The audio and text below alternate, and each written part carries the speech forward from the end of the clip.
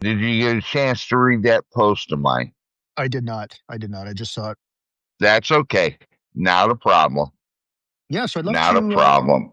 I'd love for you to tell people maybe the backstory about your Um, wife. I mean, I know you lost your wife to a horrible battle with cancer. So why don't you just give us the backstory of how that went down? Well, the short version of it, I tell the long one in my post, but the short version of it is that we were 8 days from closing the business we built. We'd been unable to sell it.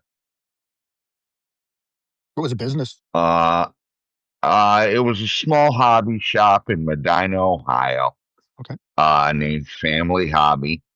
Um, we specialized in all well, the traditionally manly hobbies like model building and model railroading and that type of thing. But we also handled doll houses and all sorts of things. That's cool. I And when I was young, my grandmother lived in. I'm from Canada, but my grandmother lived in just outside Detroit.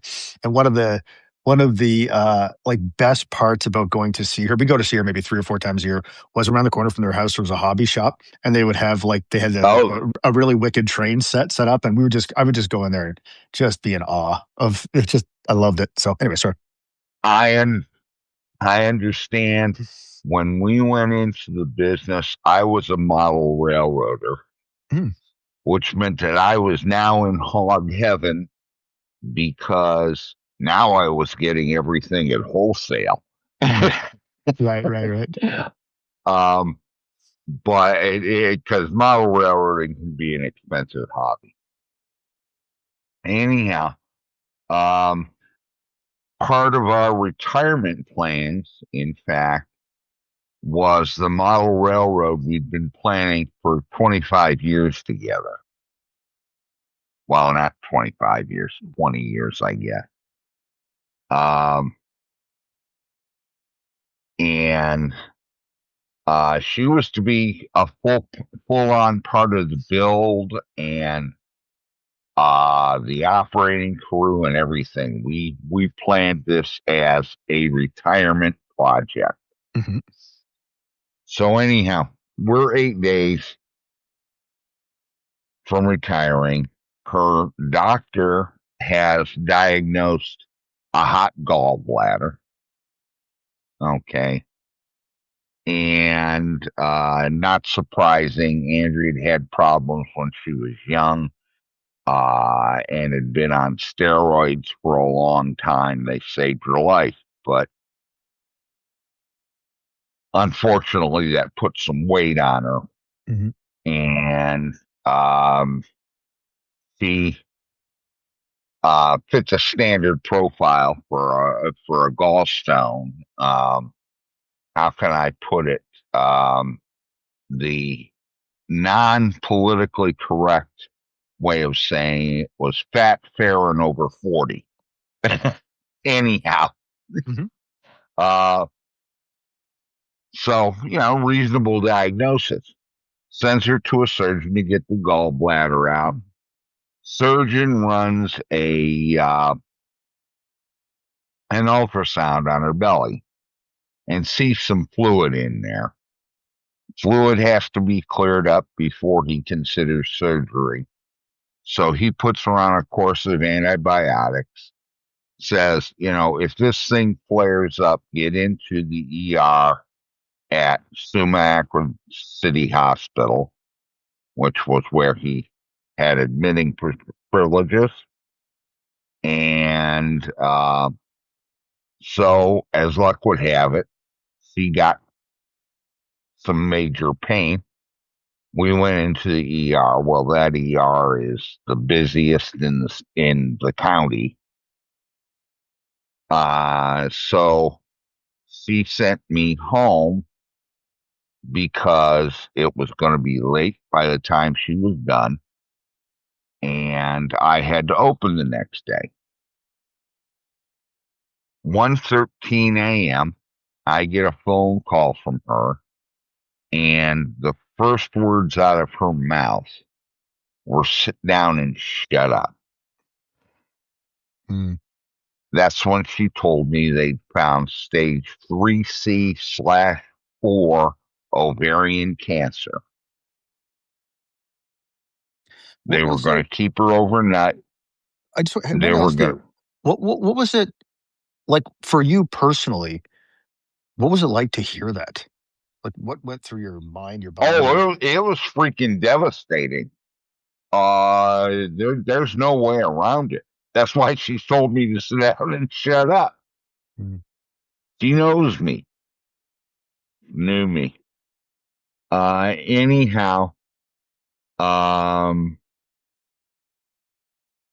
yeah, I'm in devastation. We both have our phones out looking at the American Cancer Society and all of that. mm, We know that at her age, and literally we knew this the day she was diagnosed, we knew that at her age there was no cure. mhm, Okay. This was going to kill her. We knew that. So yeah, that's about as bad as it gets. And so anyhow, by the time we locked our doors 8 days later for the last time on the shop, he had they put a scope in her belly to assess so they could visualize how bad it was. They'd taken biopsies while the scope was in there. They took it out, put a band-aid on her, and sent her home. Okay. Um, she was then brought back in a couple of days later to have a venous port placed here. Okay, for access to put chemo into her. She'd gotten her first chemo treatment, and how can I put this gently? When we said goodbye to our last customer and locked the door, place was getting bare. We were in the middle of a going out of business sale. mm, She immediately headed to the bathroom to lose her lunch because mm. of the chemo. Okay, great way to retire. Would recommend. Anyhow, Yeah. Okay. um, Hey, can I ask you a question? So sure. knowing that, did you know at the beginning, like that at her age, that this was going to be fatal? And if you did, what was the thought process about deciding whether or not to get chemo or like whatever the treatments you decided to get were? Like, how did you guys think or talk about that? Well, how can I put this gently? You don't have to put it gently. We decided to fight. Mhm, We knew we were going to lose. We went all in on the fight because for two reasons. Pure and simple. We were fighting for time, mhm, time together. It was all we joked about, hey, this ain't the retirement we planned. It's just the one we got. mhm. Okay. And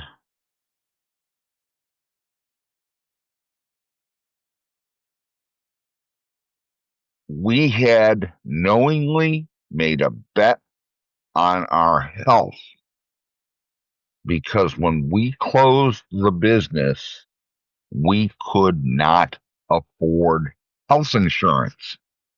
She was 64, I was 61. Neither of us was eligible for Medicare.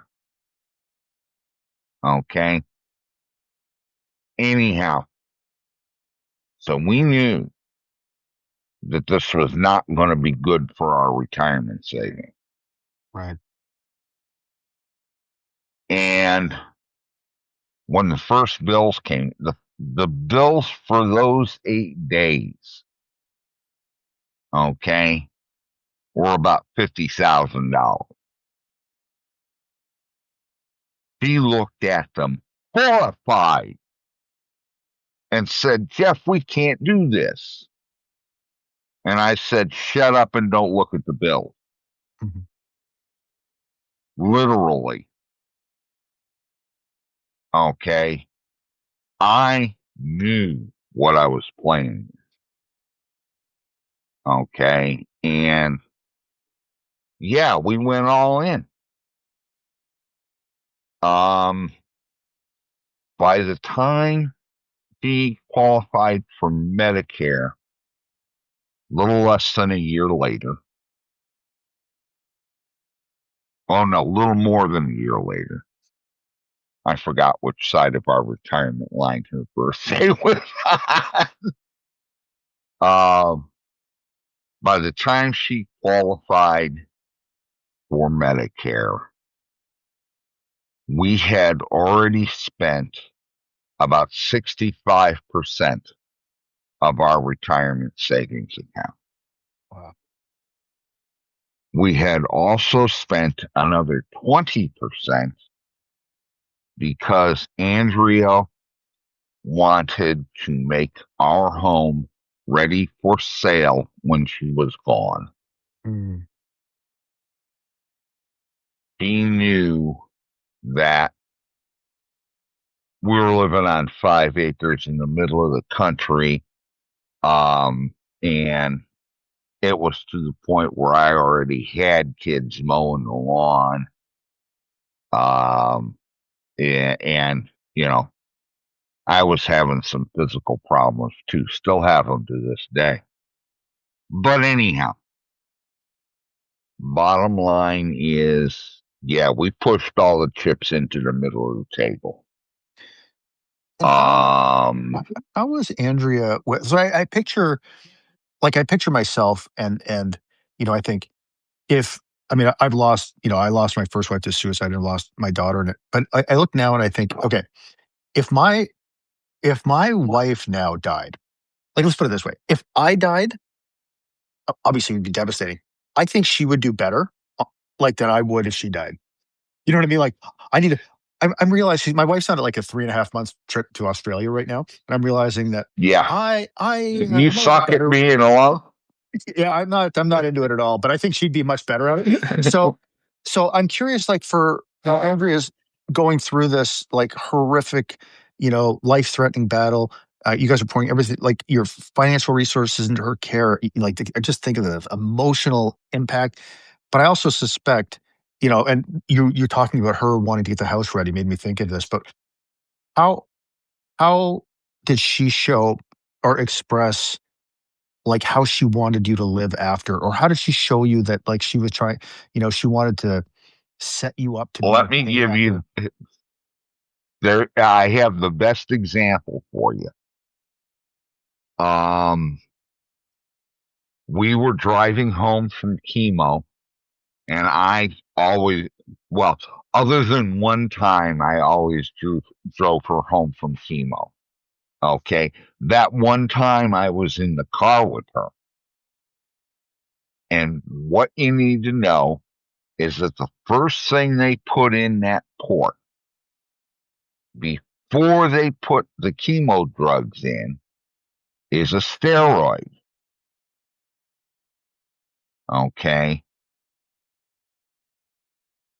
You never in your life want to be on a freeway with a 65-year-old woman in the middle of roid rage driving.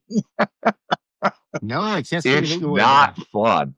avoid at all costs. Anyhow, Yeah, avoid at all costs. 0 stars. Anyhow, bottom line is I'm driving us home. She has a new pair of glasses that have been made, so we decided to stop by and pick up her new glasses. So we get that done. They're fitted, the whole 9 yards. Get back in the car. I'm on Surface Street going to the freeway again. And she says, Jeff, when I'm gone, I want you to join the rec center here in Medina or wherever you're living and get involved in senior citizens activity. Mm. I'm thinking I'm 62 years old. Yeah, right. And I say, why would you want that, dear? Her response, because that's where all the old widows are. You get in there, and those old girls might just pass you around among themselves for a while. Yeah, that was my reaction. But coming out of her mouth, Mm. we're laughing so hard at this that I had to pull over to the side and put the car in park because of the tears rolling down my face. So about 3, 4, 5 minutes later, we're finally down to the occasional giggle as the image comes back Mhm. of me being passed around. I reached for the shifter to get us back on the road, and she lets out with, and I quote, yeah, the old girls have figured out that a hard man is good to find. That's funny. And we're back in the cycle again. Mm. And so the bottom line was she used the blackest humor she could find to brighten our days over and over and over again. But all all through it, she had this central message for me.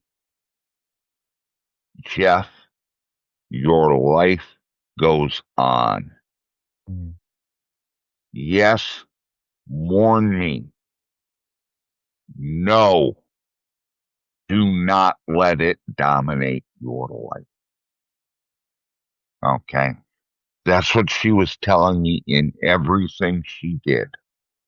She's making plans for it. She's, I mean, all of this for 4 years. She did this because that's part of the rest of the story. You see, the first time, and I was at every doctor's appointment she had for the rest of her life. Every one of them, I was in the room. Okay. We finally convinced her gynecological oncologist. And if that's a new specialty to you, it was to me at the time, too. I've never Mhm. heard of it before. Her gynecological oncologist, Dr. Andrews, was used to patients that needed the blow softened a bit, a little fuzzy. Well, it took us one appointment in his office to convince him that she was the kind of patient that you hit between the eyes with the news. No sugarcoats, no nothing. Mhm. Just pull the fucking trigger. Sorry about that. No problem. um, anyhow, she I mean, and finally a number came out, 18 months of life extension. That was the way he put it, life extension. 18 months was the number. Do you want me to turn that light off behind me? No, it's totally fine. Okay, because I can do it from where I'm sitting. No, if you want to, go ahead. Doesn't Anyhow, matter. Doesn't matter to me at all. okay. I just thought I just looked at the picture and saw my hall light. Wait a minute. How do Hey you do it from where Google, you're sitting? Do you have the clapper? turn off the hall light. Let's see if that works. Hey, there you go, Got buddy. Nice. it. Yes. Well, that's one of the ways I cope with living alone Mm, now. By the way, Google has an Aussie accent. nice. There you go. um, So, can I ask you what it, did you say it was basically from the time Andrea was diagnosed to the time she passed away was 4 years? Or was it 18 months? 4 years. 4 years and 2 months. 4 years and 2 months. Okay. Dr. Andrews, it turned out, from the day we became his patients, and I include that because the reason I was in that room was to ask the questions Andrea didn't think of. Mhm. Okay. We wanted as much information as we could get at all times. Good, bad, in whatever it was. We wanted to know now. Okay. It turns out Dr. Andrews had been following a drug through the FDA approval process, knowing that we could not pay for it on an experimental basis. Once a drug is FDA approved, the insurance companies have to pay for it. Not all of it, but they have to pay something for it. Anyhow, um, he had been following this drug through the FDA approval process. And with ovarian cancer, they can get you into remission, but the normal course of ovarian cancer is you go into remission, you are there for a few months, it comes back, and 6 months later, you're dead. Okay? That's the normal course at that time. But this drug was showing very promising results, and I wish I could remember the name of it. I don't. Not something that was relevant to me at the time, so I didn't file it in the memory system. Anyhow, he'd been following this drug, loving the results he was seeing. Andrea fit the profile for it to a T. Okay. There was no question that she should be on this drug. 1 month before her third course of chemo, and she'd had a major surgery to clean out her lady bits and all the dead tumors and as much live as he could get with a laser scalpel. And one of the best lines I ever heard was from our GP when we talked to her about Dr. Andrews. She was a young lady herself, okay, talking to an old lady with ovarian cancer. And she looked at both of us and said, if I had to go through what you guys are going through, it would be Dr. Stephen Andrews' hand on that laser to clean out my Mhm. belly. Okay. Best endorsement you can hear from a doctor about another doctor. Anyways, so she'd been through all of that. They finally got her numbers. She was 15 points short of being in remission. Mhm. She was on her third course of chemo, and 1 month before she went into remission, the drug she needed was FDA approved. Mm. Okay. So Dr. Andrews said, "That's where we're going." We said, "Yes, sir." And the problem we had was that the total 1 year course of this drug was $360,000 more than the insurance companies and Medicare would pay. Man, that is. He turned it, yeah, he turned that over to his administrative team. And within 1 week, they had found a grant for everything. Wow. They found the money for us. Anyhow, because I was getting ready to put the house on the line, man. I was going to remortgage everything. Hey, Jeff, are you? I I want to honor how important this story is. This part of the story is too. I get it. I also want to respect time we have here because we were like about halfway through this. Yeah, I understand. Do you have any objection to? And if this is too Giving much, forward, yeah, if there's too much detail, like, I feel free. understand. I What understand. what was Anyhow, what? anyhow, the bottom line was the drug gave us a year Mhm, where her only treatment was 1 pill a day. mhm, We did, during that time, we did 4 scans. We saw the doctor once every 2 months, and we had time for 2 more second honeymoons. We had time for a trip to see her nieces and nephews, her sister's children, uh, and to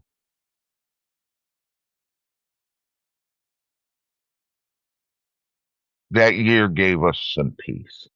mhm. And it gave us one more thing. It reset the clock to 18 months. What do you mean So by anyhow, what do you mean? Oh, like we got like another oh, 18 months yeah, yeah. when this ran out. I got you. I got you. I got you. Anyhow, anyhow. So let's fast forward to the end of the tale. Um, it was Christmas of 2019. Um, we celebrated Christmas with our new 9-year-old grandson, who 2 days earlier had arrived in my son and daughter-in-law's home as a foster child, and was then told that this would not only be his last foster home, it was his forever home, that they were going to adopt him. Mm, The kid had been in the system 5 years. So Christmas Day, we're over there. what a moment that must have been. Holy smokes. Oh, for the first time in his life, This kid looked at two elders and could call them Grandpa and Nana. And he did it with the biggest impish grin you've ever seen in your life. It was wonderful. When my son and daughter in law had announced their intentions to adopt, we knew how slow the system was. And Andrea had never expected to meet her grandchild. But we also knew the numbers were getting bad. Mm. Okay.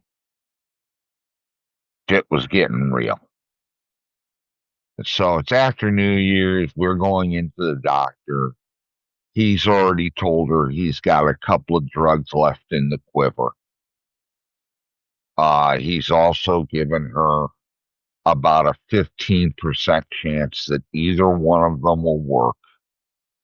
And these drugs were so dangerous that there was a 25% chance that they could shorten her life as well. Mhm. Okay. So we'd done a lot of talking, but I didn't know what she was going to do. She never said. I was her advisor through all of it. He made every decision.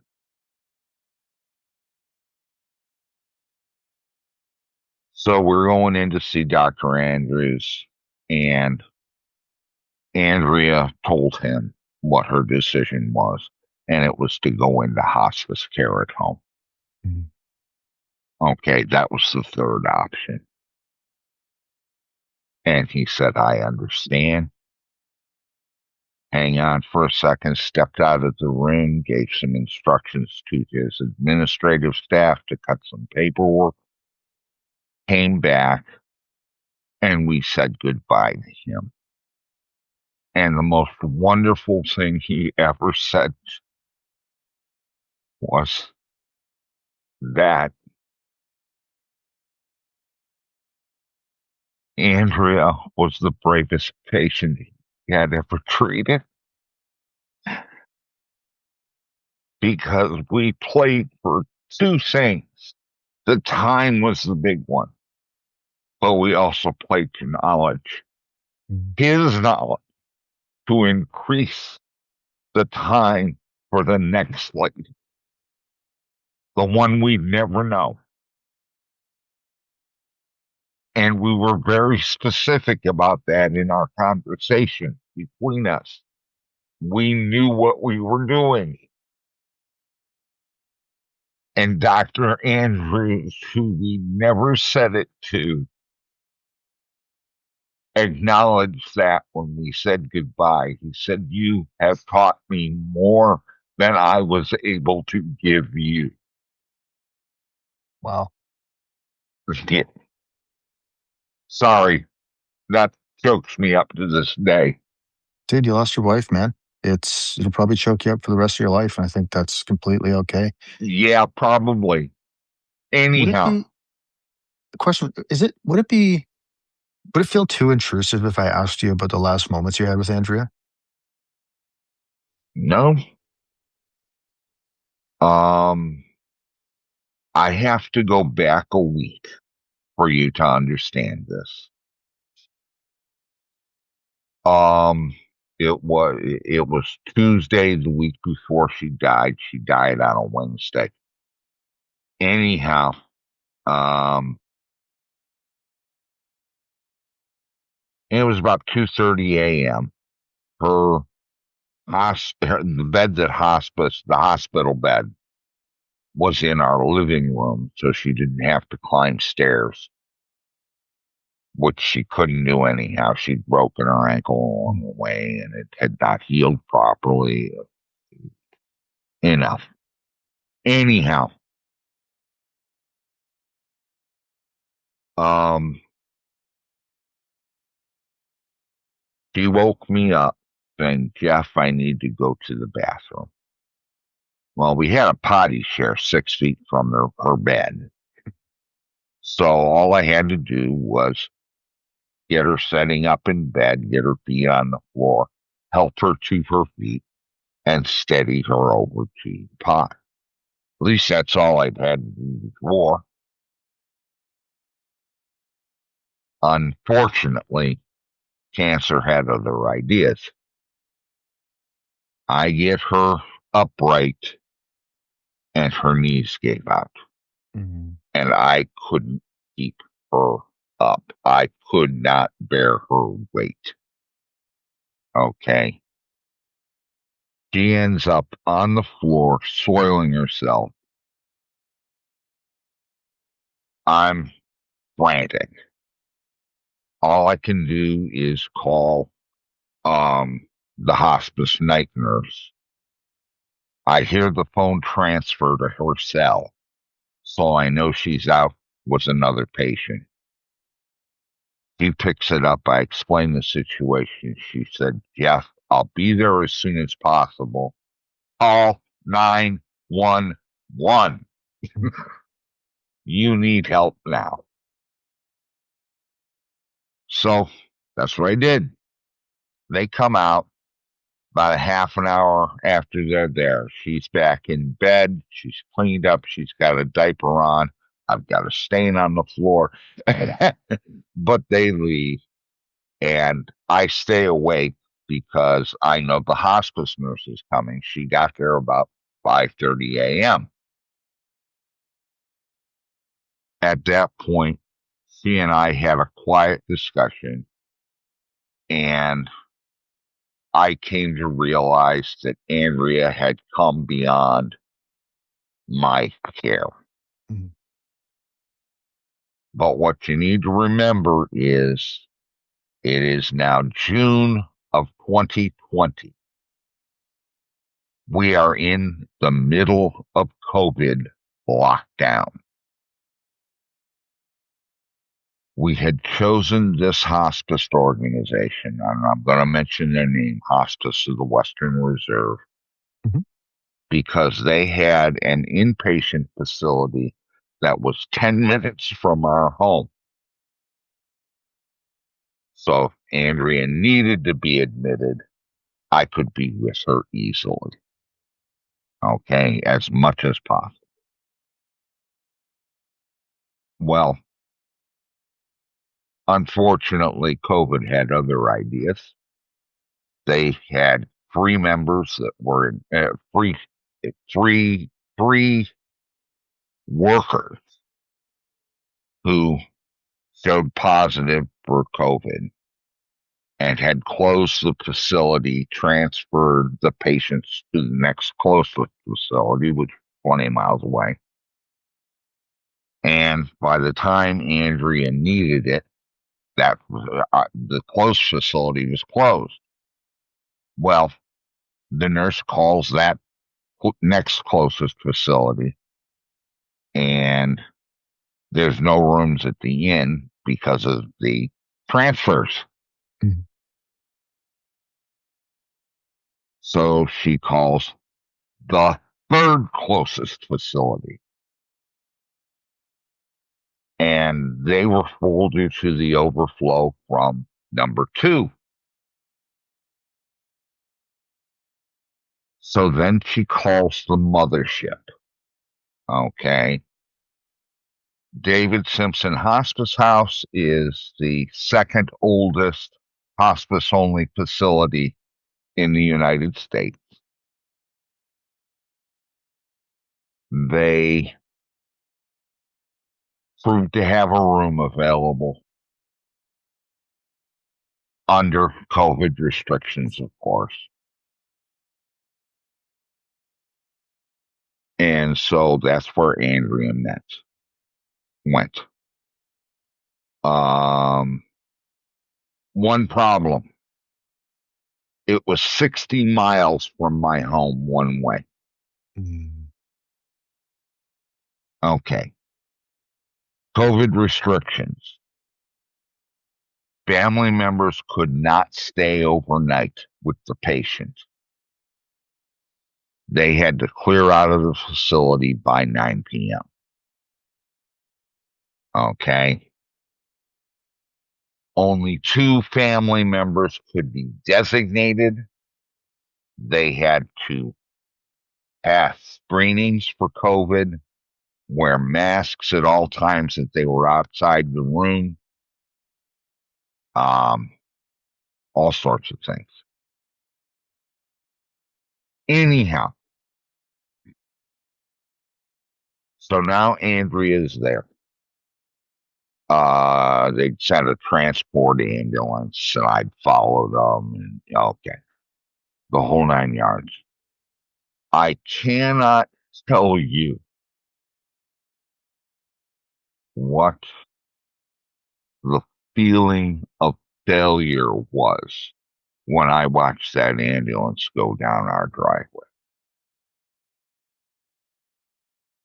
This is the woman that I had given over 23 years of my life to.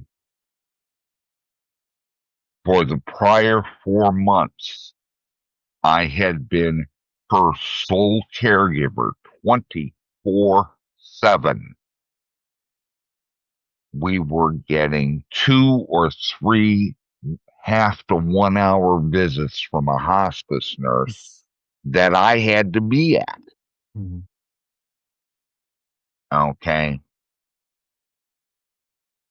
I was fighting for both of our lives at this point, knowing that I was going to lose one.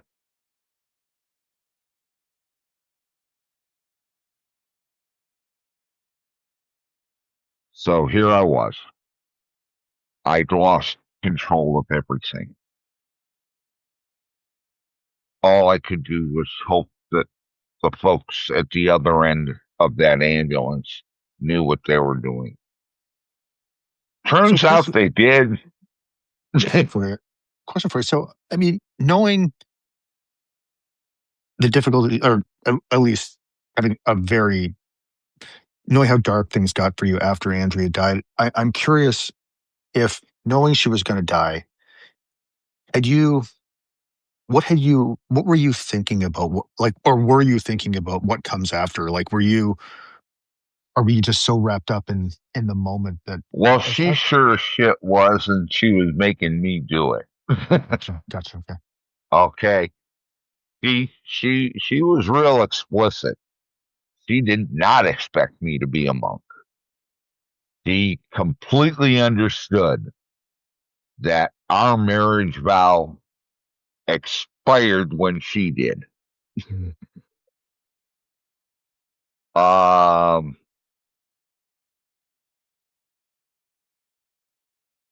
I I was in what I thought was a purely situational depression.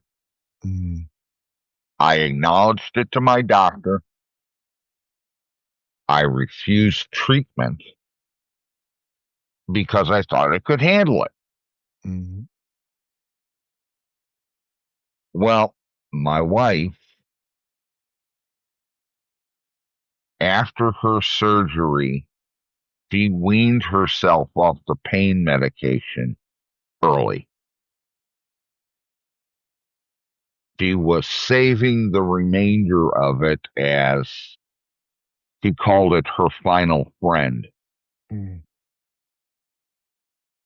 But she was a cautious lady.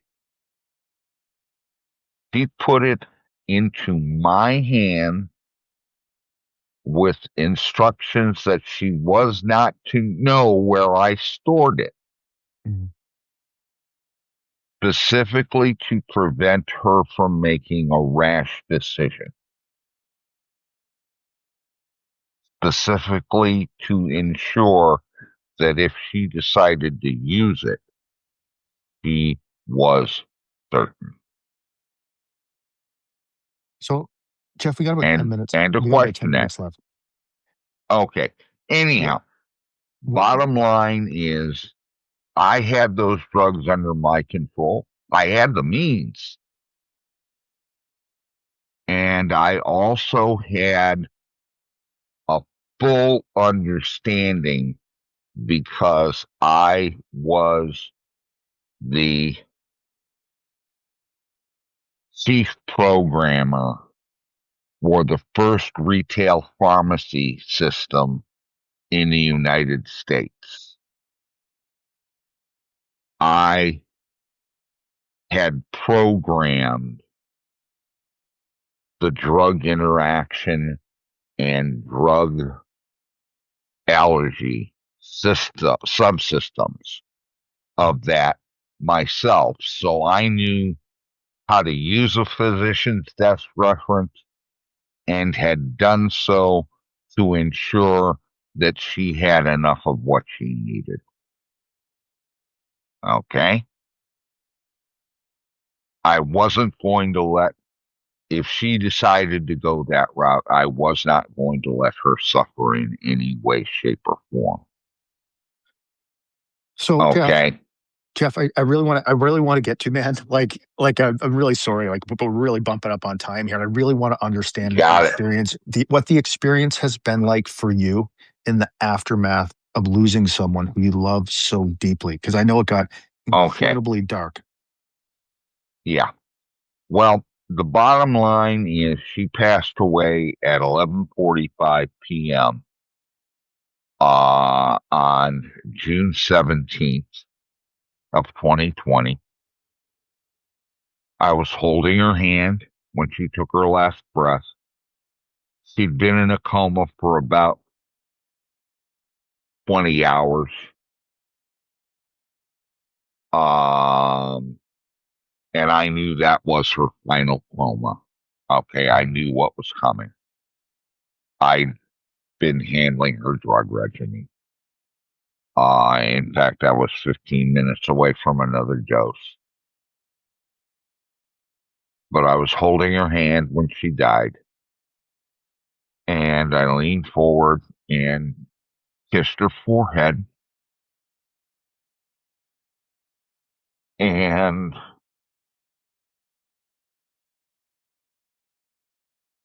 then I reached out and grabbed, you know what a pulse oximeter is? The thing Mhm. they put on your finger? Okay.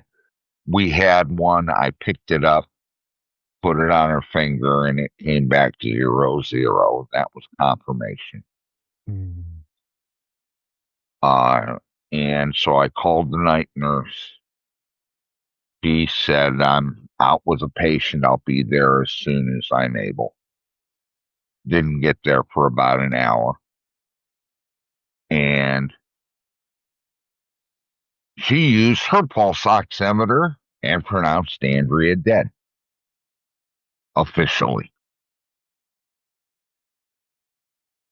We went through, we both, later on, we, I mentioned that's what I had done. And she said, good move, man. Mm.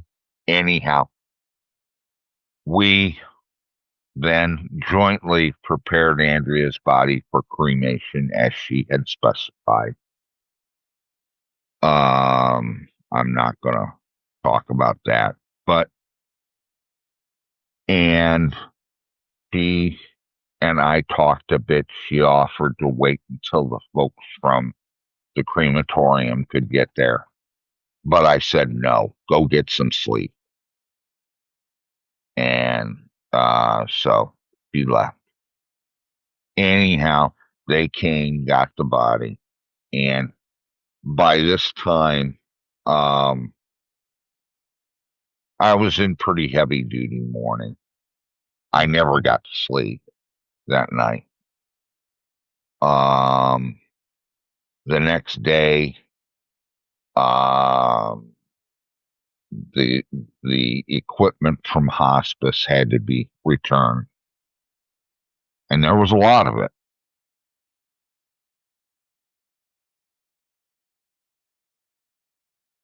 And my son came over.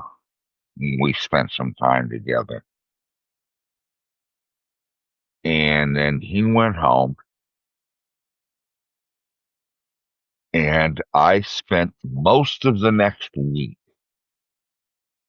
doing something that Andrea and I had discussed and that it was important to her and to me. On our first anniversary, we began keeping what we called relationship journals. Okay.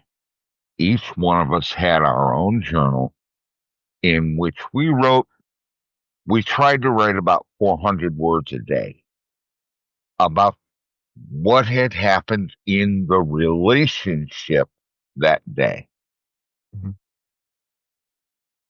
I took the 22 years of those journals side by side and read them day by day, hers and mine side by side.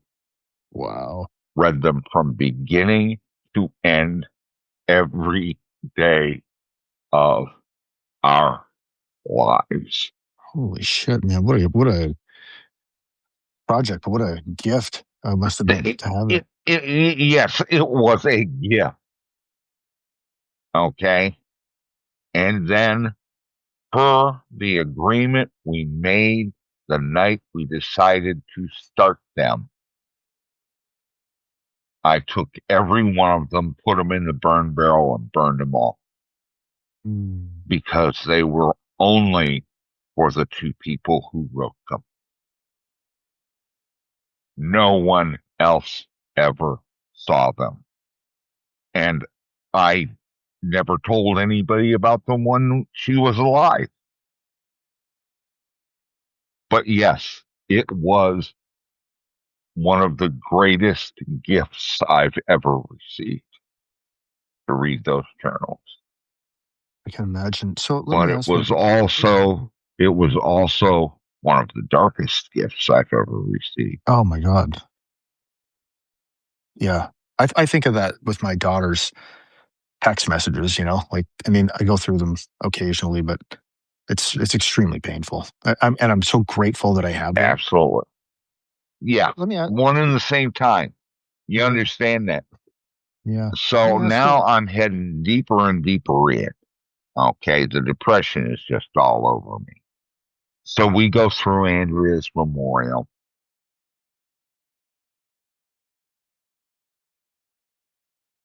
Andrea had said that if I got to the 1 year anniversary of her death without at least one date, she'd consider me a failure. She didn't fuck around, Okay. man. No, she didn't. she she was a very straightforward lady. Yeah. Also one of the strongest I've ever known. Anyhow, so here I am. I'm getting more and more depressed. And yep, I got the drugs right upstairs. All I got to do is climb the stairs, go to the spot I'd put them. Okay. And I thought about it. I even thought about it the night she died. Oh, I that's. thought about unlocking the front door for the hospice nurse and letting her find my body next to Andrea's. Mm, Okay. Um, and I decided against it because then Andrea wouldn't get the cremation she wanted. mm, Anyhow, so I'm going farther and farther down. And it was, oh, let me see. She died in June. So it was about this time of that year that finally one thing occurred to me. Okay.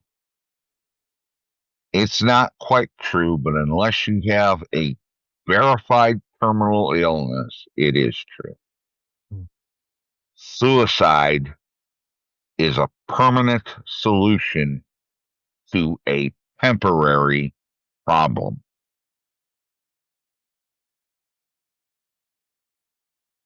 It took me another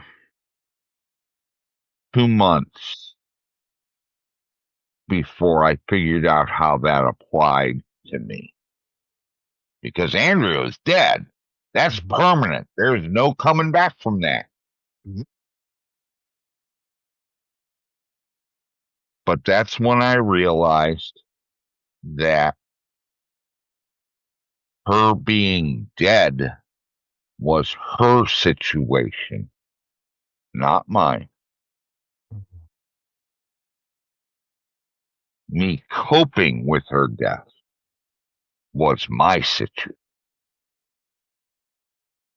And what made me realize that was that in November, I'd seen a thing online asking for volunteers for a drug trial. No specification on the drugs, but they were specifically looking for senior citizens willing to. It was a phase 3 trial. So safety had already pretty well been established. That's very rarely comes up in phase 3 of drug trials. I knew that from my experience with the pharmacy system. But it does happen. So, yeah, there's some risks there. But I said, yeah, what the So I gave him my information and everything. Didn't expect to hear back from him. In very early December, I did.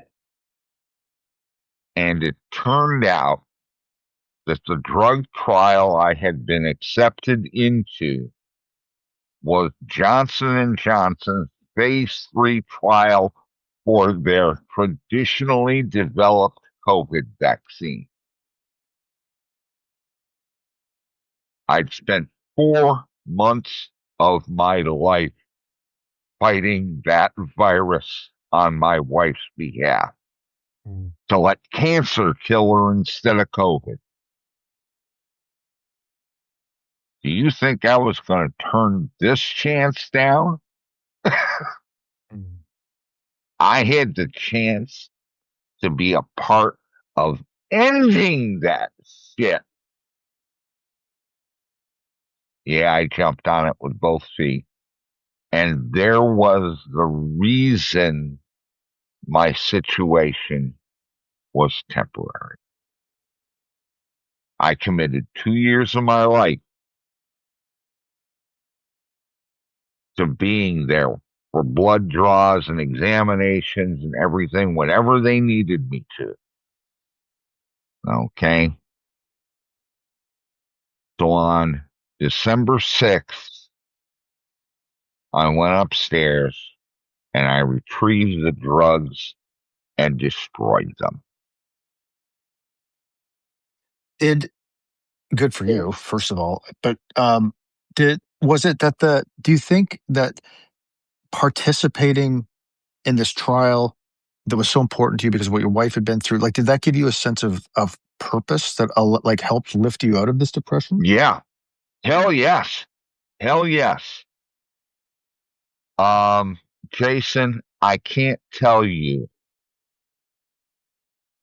In March of 21, okay, it was announced that J&J had received what's called an emergency use authorization, an EUA, for that vaccine based upon the results of the trial I was in. That was the most joy I'd felt in years. We'd done it, man. 45,000 people worldwide were in that trial. 15,000 of them were here in the US. Yeah, my part was maybe this big, but it was that big. It was, I'd done this. I'd been part of it. In May, Every participant in the trial came in and it was unmasked. It was a double blind trial. I didn't know if the shot I'd received on December 7th Mm. was live or saline. Neither did the people who were caring for me. Nobody but the two people who had flipped the coin knew what was in that needle. Mm. Okay? But the study was now unmasked, and because of the potentially fatal nature of COVID, all the people who had gotten the placebos were immediately given the vaccine. It turned out my shot was live. I'd been vaccinated since December 7th and didn't know it. Mm. What But anyhow, so I gotta run actually. So I really wanted to ask you, maybe as the last question. I mean, maybe two questions. One is, how are you doing today? And then 5 years later, let's say, and then what do you want people to know? What do you think the most important thing you want people to know or learn from your story? okay, two things. I've got two projects going on. I'm still in the design phase for that model railroad we plan to build because Nice. I sold the house in Medina, moved in closer to town into a small suburb of Cleveland called Brooklyn that has the best senior citizens services in Northeast Ohio. um, and I bought a smaller house with a smaller yard, and yeah, I live alone, but the dog that I adopt is that Andrea adopted for me, Mama, whose job was to get my feet on the floor every day, starting with the worst day of my life, and then the second worst, and the third, fourth, and every day thereafter until I quit counting. Mm. Okay. And she did her job flawlessly. She was a wonderful dog. I lost her about a year ago, so now I live completely alone. Mm. I've thought about adopting. At my age, it's problematic. Mm. I'm not sure if I want another dog, and Mm. I know I'm not ready yet. But I lost mom about a year ago. But I'm doing okay. Mm. The railroad is a passion project. I've gotten another one alongside that. I'm writing, okay, how can I put this gently? I'm writing a historical fantasy novel of an erotic nature. Nice. Nice. uh, Set in 12th century England, in the four counties along the border with Wales during a time in English history known as, what is it? Oh, the Anarchy. Mm. Okay. Henry the First had died with no male heirs, had convinced the barons that his daughter should be queen. Uh,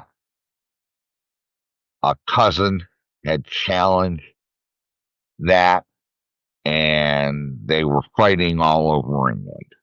Okay. King Stephen had, I love how dude, you can go deep in the weeds, man. Jeez. So what would you love people to uh, take away from your story? Like, what do you like? What are some of the most okay, important things you want people? the takeaway was in that line.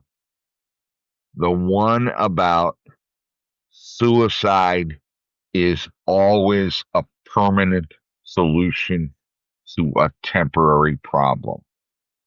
Andrea knew that. Mm. In her 4 years of planning, she had given me exactly one order, and it was the only order he issued in our marriage. The order was, and I quote, "Get on with it, idiot." The it of which she spoke was the life he'd left me, Mm. because that's what she did. She left me a life. And consequently, I, uh, she also managed to, with that order, leave me enough doubts about taking my own life for me to find the answer to why is my situation temporary.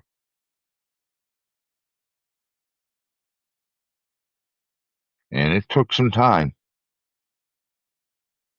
But when I found it, I realized that there were people depending on me. The first circle was my son, my daughter in law, and my grandchild. The second circle, my friends, my own family. The third circle, my community. And that's where the vaccine came in, because COVID was a direct attack on my community. Mm. It was a direct attack on humanity. And I could help end it.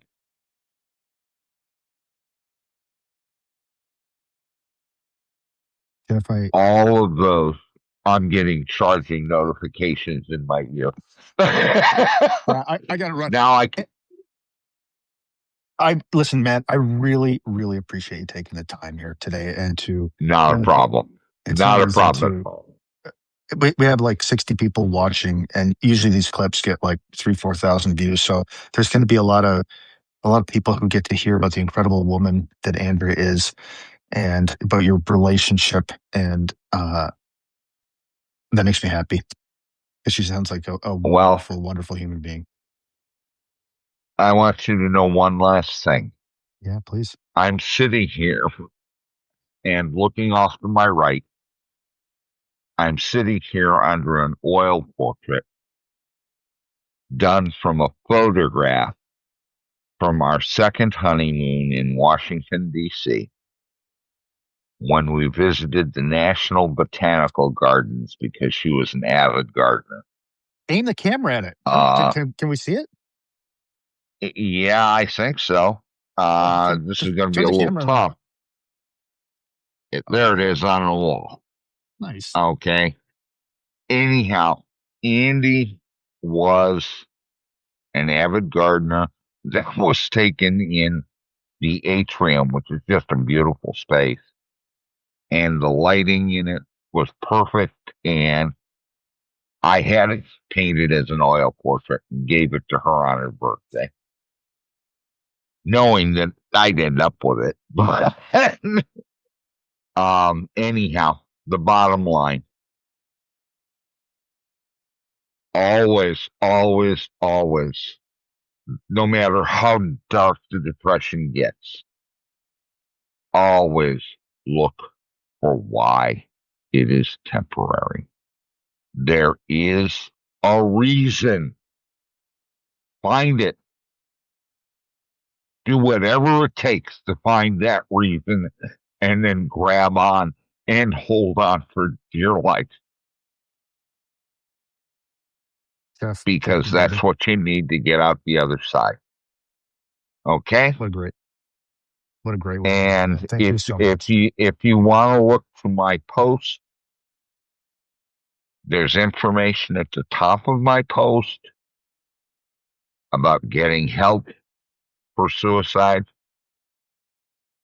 which is something I wish I'd had. Um, and I tell the whole story in a lot more detail. Okay. Um, it's I started thinking about it because somebody asked, "What's the strongest reason not to commit suicide?" And that was my answer to that question. Okay, All right, Jeff. Brother, thank you. I'm going ready to to share. call it a day? Yeah, man, I'm going to share that post. I'm going to read it, obviously, because I just saw it. You sent me to it, but I'll make sure to share it on Substack too. And people will also be able to get to your Substack through like this video. It's also going to create a bunch of clips, which I'll throw in, Okay, and you can certainly share them too if you want. But I really, really appreciate you taking the time today. And I feel really privileged that I got yeah. to know you, but I got to know Andrea a little bit too. So thank you, man. Yeah. Thank you, and if there's one person in the world that benefits from it, worth my time, every bit of it, no question. Okay, be good, and everybody out there, do me one favor, follow um the one instruction from Bill and Ted's Excellent Adventure. Be excellent to each other. Love it, man. Peace, brother.